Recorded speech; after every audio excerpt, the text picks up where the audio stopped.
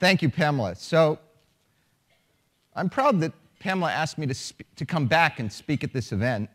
Some of you guys may remember I gave a talk here 4 years ago. Maybe some people didn't like it. I see an empty table in front of me. But the theme that Pamela asked me to talk about then was leadership and what CMC was going to do to educate and prepare tomorrow's leaders. So today she kind of upped the ante. She's asked me to talk about responsible leadership. So I can tell you, Tori's son will probably tell you I'm pretty much the least probable member of the class of 1983 that you want to charter with the incremental burden of responsibility.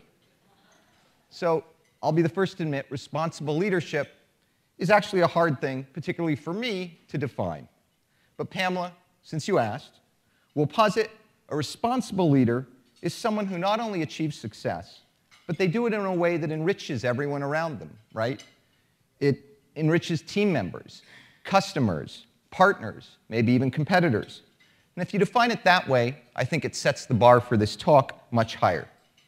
So last weekend I sat down and I reread the talk that I gave 4 years ago. It must have been okay. You invited me back. That day I started by invoking Isaac Newton. And I said that Newton said he was able to see farther by standing on the shoulders of giants. This is, of course, my sort of standard commencement speech fodder that I pull out every now and then. But I was making a very different point than most speakers. What I was saying was that if you spend your 4 years at college trying to learn everything there is to know about a particular discipline, you'll fail. In the sciences, there's just too much to learn. And in business and computer science, things change so quickly that if you try to learn everything, it may turn out to be obsolete faster than you think, even by the time you graduate, and well before your student loans may be due. I explained Moore's law, and I said it states that processing power doubles every 18 months. So what does that mean? Stuff gets 100 times more powerful in 10 years. I also explained similar laws for storage and bandwidth. This is why your cell phone is 100 times more powerful than it was 10 years ago. So as I think back, I had some of the broad trends right. But I think the world has changed in even bigger ways, and it's changed a whole lot faster than any of us, including me, would have expected. And I think that has a lot of impact on how we go about thinking about what it means to be a responsible leader. So, for example, let's go back 4 years. If I said I wanted to friend you on Facebook, what would you have thought? The professor over here would have said, I'm horrified that a CMC alum is using a noun as a verb. You want to friend me? Today, Facebook has 500 million users, and most of its users have about 130 friends. Friend has become a perfectly acceptable verb. 4 years ago, if I said that Twitter would help topple Hosni Mubarak, you would have thought Twitter was an odd name for the leader of a coup d'etat in a Muslim nation. But in fact, in the first 3 days of protests in Egypt, there were 250,000 tweets about the incipient revolution. Here's one more example. I gave a talk in the Athenaeum this time last year. Who was there? My fan club. Where's my fan club? Up with your hands. Well, if you weren't there, thank you. If you weren't there, pull your phone out of your pocket. Type in Rosenberg CMC rules and click on the top result. It's been done 22,185 times. Moments later, you'll be watching the talk on your phone. So think about that. 4 years ago, you didn't have a smartphone, right? Either an iPhone or an Android phone that was designed from the ground up for browsing the web. You had a phone, and it was designed from the ground up to be a phone. Today, over half of the time people spend on their smartphone, they're doing something other than talking. So your phone isn't a phone anymore, right? It's a supercomputer that's connected and in your pocket. So what was impossible 4 years ago, searching the world's information to find my talk, and then actually watching my talk, all from the palm of your hand, is completely commonplace today. The impossible so regularly becomes possible that we forget to be astonished. And I read a quote in McKinsey Quarterly by Ray Kurzweil just recently. It said, our intuition about the future is linear. But in information technology, things grow exponentially. The fact of the matter is, you can't imagine what it means for something to be 100 times more powerful. But in fact, that's only 10 years away. So if there's anything I've learned in the last 4 years from leaders like Larry and Sergey and Steve Jobs, he's a good guy too, it's that if you want to lead, you have to see where the world is going. And to do that, you need to learn to think differently. You need to think exponentially. And the people who have combined exponential thinking with some serendipitous luck, they've found themselves in positions of great power. And who remembers what Peter Parker said about power? With great power comes, my Spider-Man fans, great responsibility. Well, over the past few years at Google, I've kind of found myself at the center of the maelstrom of responsibility that stems from the power of technology. We're talking to governments and advocacy groups. We talk about things on issues related to privacy, fair competition, copyright. We had to confront hackers in China and then make a difficult decision about what to do with our business there. We recently changed our search algorithms to get rid of crummy content. And what happened? The criticism was almost severe as the praise. We're even processing search data to help public health agencies detect flu outbreaks much earlier. So these are big problems. And not everybody agrees with us. But they're information problems. And I believe information is the thing that people care more about than anything else. So we've become this lightning rod for many of the controversies that face the world, in a world where change is happening exponentially and not linearly. And we're transforming lots of industries. So this has forced me to stop and carefully think about what it means for us when we hire and try to build responsible leaders. So let's look at the business world historically. What did leadership used to mean in corporate America? It's a pretty simple model. Leadership used to be about managing information flow, up and down. And how did you do that? You'd look one floor down to the poor people who work for you, and you'd parse out just the information that they need to do their jobs. Then you'd look one floor up, and your boss would give you some information, and you'd receive slightly more information than you pass on down to the next level. The people who were rewarded in this model are the people in corporations that I would call information gatekeepers. But today, thankfully, that ship has sailed, right? Information is ubiquitous. Everyone has access to the world's information in the palm of their hand. Everyone has a voice. Anyone can publish. Sadly, practically everyone does publish. But everyone can be global instantly. So anyone whose prosperity or power is derived from controlling information better abdicate their throne as a responsible leader. Here's a thought experiment. Imagine that I have a new app. You can put it on your phone, and it'll tell you when someone is lying. It listens to the conversation, it fact-checks the conversation, and it beeps when somebody says something untrue. Not that far-fetched. You'd install it on your TV. It'd be easy. Your Google TV can take an Android app, and it's going to beep whenever a politician or a talking head says something that isn't true. I'll demonstrate. Mike Huckabee says that President Obama grew up in Kenya. Beep. Charlie Sheen says he has tiger blood. Beep, beep. Glenn Beck opens his mouth. Beep, beep, beep, beep, beep. Saddam Hussein has weapons of mass destruction. Beep, beep, beep, beep. It's not that far-fetched, and it would change the world. We'd all have bullshit meters. Imagine what this would do to the world of business management. I would quickly be a casualty. I'd retire. But seriously, this means that in many ways, employees have as much power as managers. Everyone knows all the same information, so the field is level. And at Google, I've been living this experiment for the past several years. And the result is that as a responsible leader, I can't go around dictating decisions. I can only guide them. And I learned this the hard way when I joined the company. I was very excited, and I kind of came in as sort of the perfect manifestation of the Dilbertian big company manager, and I went around and dictated to people, right? You know, you do this and you do that. Well, in my earlier jobs, it worked. Why did it work? Because if people disagreed with me, I would ask them for information to make an argument, and I had more information. So I would usually win the argument. But at Google, everything was different.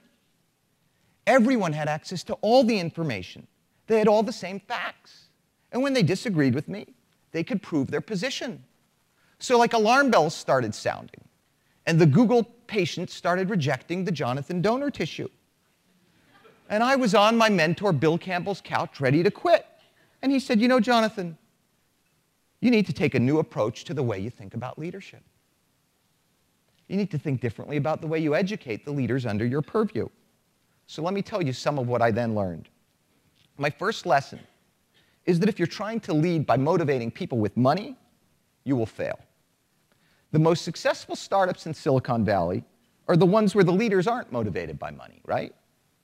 Look at the greatest technology leaders of our time: Bill Gates, Steve Jobs, Larry Page, Sergey Brin.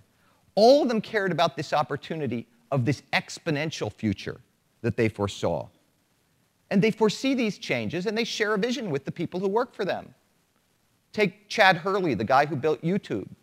He basically foresaw much more ubiquitous cameras and cell phones everywhere, faster networks, much more robust browsers so you didn't need to download client software, and cheaper storage, and that all those things would conspire to make YouTube possible. He wasn't a philanthropist. He didn't want to get rich. If getting rich were the primary motivation for these guys, they would have failed, because someone else at a startup would have cared more about building something great. A leader's passion and vision is his or her greatest competitive advantage, and that's especially true in this era of exponential era. How many of you guys have read Daniel Pink's Drive? Anybody? What does it basically say? He's right. We're going to switch the world around in a moment. Let's switch around and talk about the people at the bottom of the pyramid in money and how things are switched around related to money. He basically says money is not a good motivator. Turns out that the dated approach to motivating even your troops and people with money only works for mechanical tasks that are repetitive. It's very good for getting your bricklayer to lay more bricks. It's very good to get the guy or girl who's pounding nails in to pound the nails in faster. It's the management style spawned by the way the world used to be in the Industrial Revolution, right? It's the horse approach to management, carrot and stick. It's awful with people. In fact, it's specifically awful when one very simple element is introduced. And that element is what he calls the need for rudimentary cognitive performance. You have to think. In fact, not only do monetary incentives fail when you have to think, they have the opposite effect. And study after study shows this. There's a problem done in the 30s, a study by a professor by the name of Carl Dunker. And he'd bring a person into a room, and he'd give them this little puzzle. There was a candle, a box of thumbtacks, and a set of matches. And you were asked to attach the candle to the wall so the wax doesn't drip on the table. Don't worry, I'm not going to make you figure it out. The person who can solve the problem is the person who sees that the box is not just a box that's a receptacle for tacks, but something that can be used in the solution. And the box gets tacked to the wall, the candle gets placed on it, and the wax doesn't drip. So Pink uses this test to test incentives. And he sends in one group, and he times them, and he measures how long it takes them on average to do the task. The second group, he offers rewards, money. And what happens? It takes them on average 3.5 minutes longer. So then he offers them a lot more money. And what happens? It takes them even longer. He says that the experiments show that incentives actually dull thinking and block creativity. And he points out that this is not an aberration. It's been shown over and over again. In fact, it's one of the most robust findings in the social sciences. And it's one of the most ignored. There's a complete mismatch between what science knows and what irresponsible business leaders do. So what does he say a leader should do? Find the naturally passionate people, then remember what they care about with respect to their performance is autonomy. They want to be self-directed. Mastery. They actually want to get better at stuff, right? That's why you play a musical instrument on the weekend. They want purpose. They want sense of mission. They want to work towards a vision.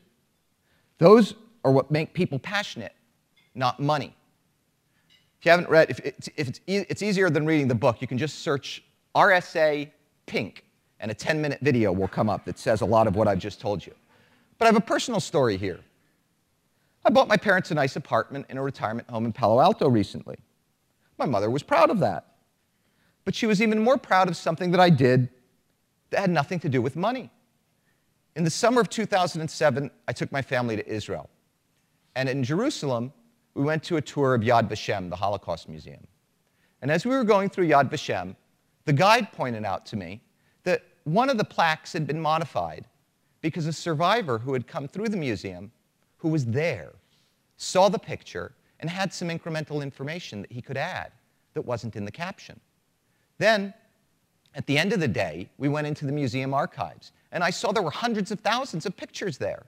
And I thought, well, what about all the people who could look at those pictures and might be able to add information to them, who will never see them? And most of them are dying out. So the next day, I went to the development center in Tel Aviv, and I just mentioned this idea to our engineers. Well, a bunch of them, in their 20% time, without being told, went to the museum, and here we are, 3 years later, and a few weeks ago, Yad Vashem launched its collection site with hundreds of thousands of full-resolution photos. Users, using the power of the web, can look at them and annotate them and add information to them. Type in Yad Vashem Google, and you'll see these. Yesterday, I saw that a man from Uruguay found a photo of his great-uncle taken in Lithuania.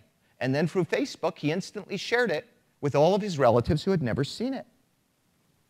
I bought my mother an apartment. I bought her a Lexus, too. What does she brag about to her friends? She tells them about Google and Yad Vashem. Passion, it turns out, drove the engineers. And in this case, my mother's praise is worth more than any of my Google stock grants. The next thing I learned is that you can't lead responsibly if you don't have the right team. And this sounds simple, right? But most people get this wrong too. We know people need to be passionate, but they also need to have the right character. So you need to know how to pick your team. Kids do this naturally. On the basketball court, you go out in 5th grade and you look around. At the start of recess, what do you see?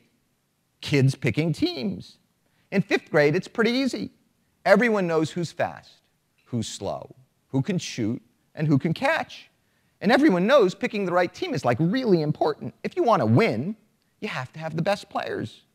And remember, 5th grade kids don't really care that much about each other's feelings. I'm sure there are people here who can remember being picked last. Well, not you, Jeff. We all know you were a great soccer athlete. But by the time we get to the professional world, we forget a lot of these lessons. Hiring becomes about speed. You get in a job and you want to build an empire. You want to build it as fast as you can. Hire, hire, hire. So you look for people who agree with you and think like you, and you get them on board as fast as you can. This will doom you to failure. I often tell my managers, urgency of the role is not sufficiently important to compromise hiring. But people do it all the time. Jim Collins studied this phenomenon. He wrote a book called Good to Great. And he analyzed the performance of more than 1,400 companies over 40 years. And he uses a bus driver analogy to explain his findings. So a bus driver will tell you where the bus is going before you get on, right? So who gets on the bus? The people who want to go that way, right? So what do you end up with? A big self-selection bias. The most effective leaders in an exponential world take a different view. They don't start the journey by announcing where they're going. They start the journey by getting the right people on the bus and the wrong people off the bus. This is something we did naturally in the playground in 5th grade. but we completely abandon it by the time we get into the workforce. In a world that's changing this fast, you can bet that the bus's destination will change. The people who founded Twitter used to work for me. And I remember their idea. They were going to go build this site, and it would create, edit, and distribute audio and video podcasts. And it didn't work. And then they came up with Twitter. They steered the bus in a completely different direction. But why did it work? Because they had a great team. So how do you pick the right team? You don't hire specialists.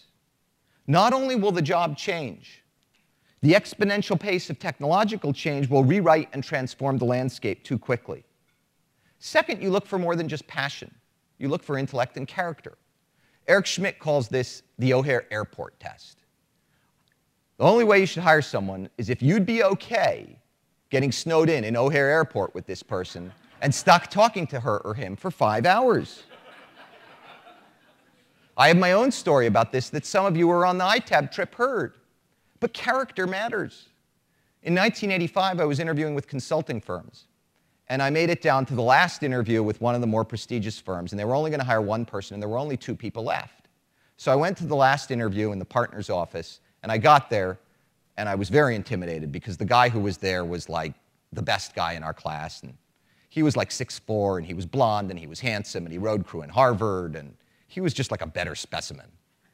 So I figured he was going to get the job. He was smarter, too. So the partner interviewed us both, and he interviewed first. And while he was interviewing, I was hanging out with the partner's admin. And while I was hanging out with her, somebody brought her a book on bed and breakfasts of California. I said, oh, you're going to California? She said, yes. I said, well, how long do you have? She said, 2 weeks. I said, let's start in Mendocino. We'll work our way down to Napa and Sonoma. We'll go to Tahoe. Then we'll go to Pebble Beach. We'll work our way down to Santa Barbara. We'll see San Diego. We'll do all sorts of fun things.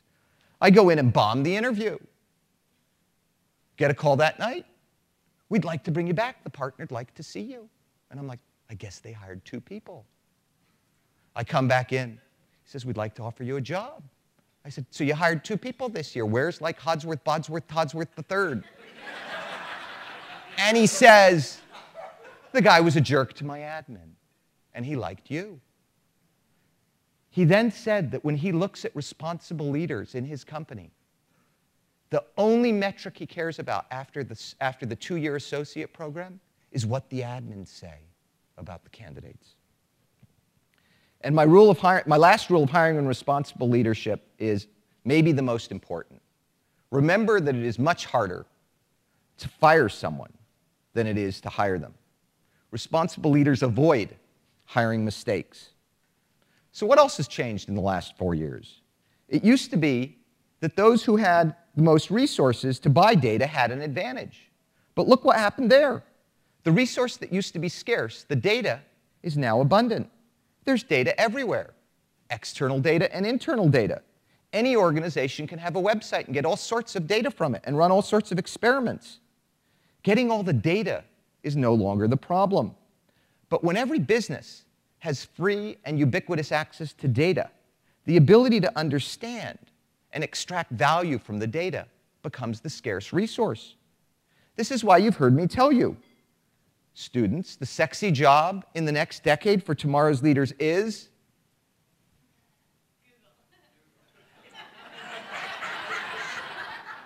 all right, we'll give an A- for that answer. Statistics. Why? Because they know how to interpret data to get to decisions. But let's take this a step further. To be leaders, these number-crunching statisticians also need to be learning animals. With every decision, you have to be ready to learn something new and make decisions based on that. You can't rely on some predetermined set of values. Experience matters, but only if you temper it with newly acquired knowledge. Psychologist Carol Dweck calls this the growth mindset. And she's run some experiments where she gives 2 sets of adolescents some nonverbal IQ tests. And she praises some of the students for their ability. They were told, wow, you got 8 right. That's a really good score.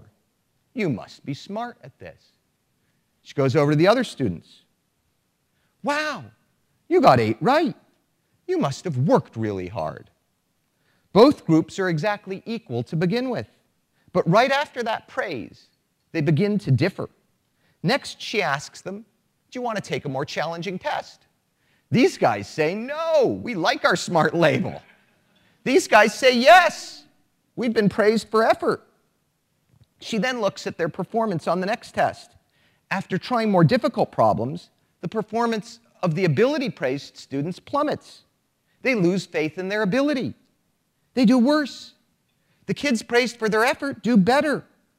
They use the hard problems to learn and sharpen their skills, and when they return to the easier problems, they do better. So the biggest factor in the success of these kids wasn't their innate talent. It was their mindset. By the way, this has a simple but unpopular implication for responsible leaders in academia. Stop grade inflation. Don't tell the kids they're smart. Tell them to work harder. Divya, welcome to Google.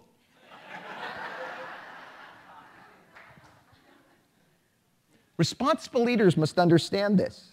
I have a parable that may help you remember this more easily. A guy comes into town, stops at a gas station, some town in the middle of nowhere, says to the gas station attendant, I'm moving into town. I'm really concerned. Are the folks in this little town nice, friendly, willing to help their neighbors? Or are they arrogant, difficult, unfriendly, and surly? Gas station attendant looks down, looks up, says, well, tell me about the folks where you come from. The guy says, oh, I hate people. They're difficult, arrogant, and surly. Gas station attendant looks up and says, I think you'll find the folks around here like that too. Later in the day, another guy comes into town, stops at the gas station, says to the gas station attendant, I'm new to town. I'm really concerned. Are the folks around here nice, friendly, willing to help their neighbor? Or are they difficult, surly, and unfriendly? Gas station attendant says, tell me about the folks where you come from. Guy says, oh, people are nice, they're friendly, they're helpful. Gas station attendant looks up and says, I think you'll find the folks around here are like that too. So your mindset matters. If you want to lead responsibly, what you have to do is teach people to have the right mindset. My last bucket of advice for responsible leaders, you have to be completely transparent. You have to realize your people are alert to management hypocrisy. And the way to fix that is to just share everything. And as you get bigger, this gets harder. You try to control more information. You get lawyers whose job is to tell you what can go wrong. You get PR people whose job it is to tell you how bad it'll be if things get out in the press. And these forces pile on to constrict the flow of information to employees. We're not immune to this at Google. When I started, all the executives would write a board letter. And each of us would have to write it ourselves for our own functional area. And then when we were done, we would look at it and make sure, see if there's anything we had to remove before we sent it to the employees. And we removed very little because we wrote it very carefully and we think the stuff we write is good. So the employees would find out almost everything. Then we got bigger and we started delegating the writing of the letter. And then we had a lawyer involved in asking what should be in the letter and what might get us in trouble if it leaked. And before we knew it, we'd eviscerated the letter. Somebody was in charge of making sure nothing bad happened if we shared the letter with the employees. We went back to putting all the information in the letter, and we've had very, very few leaks. We also set up our offices to be more transparent. Very few people get their own office. Cubicles are actually designed to be about the size of the original garage. Turns out if you crowd people, it's harder to hide information. Crowding in your team effectively builds in social controls because everyone else can see what everyone else is doing. You also have to remember as a leader in this close-knit environment, to be responsible, you have to always think before you do anything, before you act, before you speak. I can't overstate how important it is to be completely transparent. You can hire these passionate people. You can allow them to freely experiment. You can tell them to decide with data. But transparency is the final ingredient in the brew of being a responsible leader. So I think the good news for CMC is that amid all of this change that's been wrought by the internet in the past few years, the institution's actually doing largely what it should. Turns out that a liberal arts curriculum that's strong in preparing students for careers in finance and economics and politics is serendipitously perfectly positioned for the broader challenges of being a leader in an exponential age. There's a combination of nonlinear thinking, which is bred by the liberal arts education, and those analytical skills of the financial quant jock that I think is going to create the new kind of learning animal that will be the responsible leader of tomorrow. I think students, some of whom I heard complaining, they see the world rife with problems. They always do. The difference today is that most of these big problems are information problems. And now we have at our beck and call the greatest information system ever invented. It's not a system for the elite. It's one that everyone, regardless of class, race, or heritage, can access. So if you're a student, be excited. Don't worry about the percentage of the class that's employed. Learn to analyze the data, and then don't worry about the unemployment data. These economic dynamics are temporary. Remember the gas station attendant. What is permanent is that you're driving into a town, and everyone is friendly. The opportunities are abundant, and the prospects to innovate have never been greater. The next great responsible leaders won't, in fact, come from research labs or corner conference rooms. They'll come from coffee shops and dorm rooms. That's where the learning animals like to gather. Thank you.